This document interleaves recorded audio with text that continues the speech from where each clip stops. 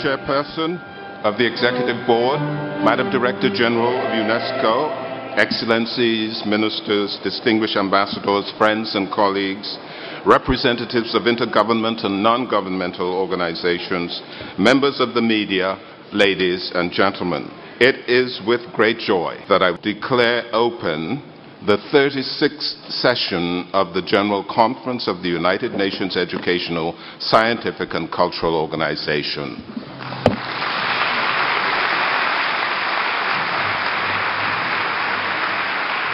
Now I have the pleasure to hear the Director General. Madam Director General, you have the floor. UNESCO's message is that humanity is also its own greatest renewable energy. We are together an endless wellspring of ingenuity. Half of the world's population is under the age of 25. We must release the potential they carry, and that is being held back. We must invest in the dignity and the capacity of every girl and boy, every woman and man, to strengthen the grounds for peace and for sustainable development. This starts with education. It starts with culture. It starts with sciences, with communication. This is what UNESCO stands for. This is why UNESCO was created. At this defining moment, I call on your support and on your vision, and I make an appeal for unity. We must share. It is not enough to cooperate. We must build together a better and more sustainable future for the benefit of all. This is the sense of my appeal for a new humanism as the compass guiding UNESCO's action.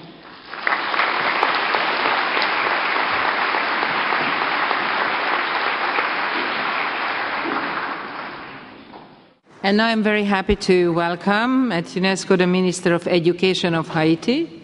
Your Excellency, Mr. Reginald Paul, the floor is yours, sir. Madame la Présidente de la Conférence Générale, Madame la Présidente du Conseil Exécutif, Madame la Directrice Générale de l'UNESCO, chers collègues, distingués délégués, Mesdames et Messieurs, j'aimerais en tout premier lieu, Madame la Présidente, vous présenter mes félicitations pour votre élection à ce poste. En vous souhaitant du succès dans votre mission, en saluant Madame la Présidente du Conseil exécutif, ainsi que les membres de cet organe, au nom du Président de la République, Son Excellence M. Michel-Joseph Martelly, et du Premier ministre, Son Excellence M. Gary Conille, ainsi qu'à celui du peuple haïtien, je voudrais remercier la Directrice générale de l'UNESCO pour la grande mobilisation qu'elle a orchestrée en faveur de notre pays au lendemain du séisme du 12 janvier 2010. La nomination de l'ex-gouverneur général du Canada, Mme Michaëlle Jean, à titre d'envoyé spécial de l'UNESCO pour Haïti, est venue marquer tout un symbolisme dans le cadre de cette mobilisation.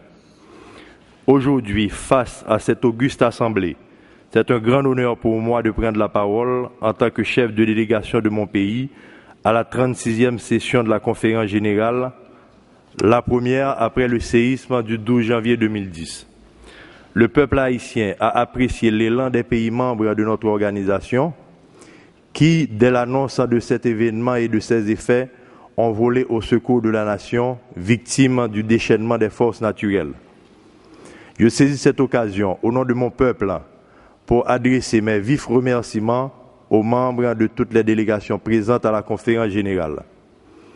Vous toutes et vous tous qui, de loin, avez souffert avec nous, qui, de près, avez bravé les dangers des secousses à répétition pour nous porter secours et qui avez consenti à nous accompagner dans la difficile reconstruction.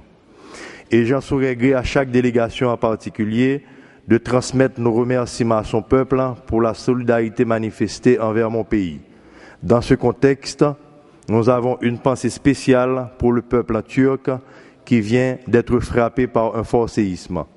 Ces moments de grande détresse nous rappellent le rôle de l'UNESCO qui s'est toujours montrée présente et active. Il nous faut donc croire en notre organisation et continuer à serrer les rangs autour d'elle. Mesdames et messieurs, La République d'Haïti s'est toujours engagée et va continuer à le faire aux côtés de l'UNESCO. Malgré les crises sociopolitiques passées profondes et plusieurs catastrophes naturelles qui ont accentué l'affaiblissement de l'État, la détermination du gouvernement actuel permet d'augurer des progrès dans les domaines d'intervention de l'UNESCO. Ainsi, grâce à la ferme volonté et au dynamisme du président d'Haïti, sans oublier l'appui des partenaires, l'éducation pour tous vient de connaître un nouvel élan en Haïti. En effet, le processus d'accès gratuit à l'école que prône le président de la République a permis à 772 000 enfants de bénéficier de services éducatifs gratuits, dont 142 000 ont pu avoir accès à l'école pour la première fois. Dans cette optique, nos efforts se convergeront vers l'atteinte de la scolarisation gratuite de 1 500 000 enfants au terme de ce quinquennat, ce qui va permettre à Haïti d'atteindre les objectifs du millénaire dans ce domaine. Toujours dans le cadre des initiatives pour l'éducation pour tous, l'État haïtien a assuré, avec l'appui de la Banque mondiale, de la Banque de développement de la Caraïbe, de la coopération canadienne et de la Banque interaméricaine de développement, l'accès gratuit à l'école de 235 000 enfants pour cette nouvelle année scolaire. Parallèlement, les efforts pour l'amélioration de la qualité de l'éducation et le renforcement de la gouvernance du système se poursuivent avec l'appui de nos partenaires internationaux. Pour faire face à l'ensemble des problèmes qui se sont aggravés sous l'impact du séisme du 12 janvier 2010, le ministère a élaboré un plan opérationnel de refondation de notre système éducatif qui est en cours de mise en œuvre. De même, nous gardons mobilisé les jeunes à travers le réseau haïtien des écoles associées de l'UNESCO autour de la reforestation, des problèmes de l'eau, de l'éducation au changement climatique en vue de contribuer à un développement durable du pays. Durant ces 2 dernières années, le gouvernement haïtien a consenti de nombreux efforts pour développer les programmes de sciences. Outre le programme hydraulique international, nous avons concentré les énergies vers la mise en œuvre des actions inscrites dans le programme sur l'homme et la biosphère. Aussi sommes-nous heureux d'annoncer à l'Assemblée que, au terme de long processus, nous avons achevé la proposition pour la création de notre première réserve de biosphère en Haïti. C'est l'occasion pour nous de remercier l'UNESCO et le gouvernement espagnol pour leur précieuse contribution au projet de création de cette réserve. Grâce à l'appui de l'UNESCO, nous avons également entrepris de grands efforts au niveau du secteur de la culture, surtout dans le domaine du patrimoine, en termes d'inventaire, de récupération, de protection, de sauvegarde et de transmission. Madame la Présidente, Mesdames, Messieurs les chefs de délégation, distingués délégués, nous sommes conscients des limites de notre organisation, mais nous devons demeurer tout aussi conscients que l'UNESCO est un organisme indispensable dans la poursuite des idéaux de paix, de tolérance, de respect de l'autre, de dialogue, de protection de l'environnement par la promotion de l'éducation, de la culture, de la science et de la technologie. Ce sont aussi les principales voies pour faire face aux différentes crises qui nous menacent, car c'est par là que les gens développeront des habiletés nécessaires au relèvement des nouveaux défis, amélioreront le vivre ensemble, feront émerger les attitudes propices à l'épanouissement tant individuel que collectif et enfin institueront les pratiques salutaires au développement humain. Merci de votre attention. Merci beaucoup, Monsieur le Ministre.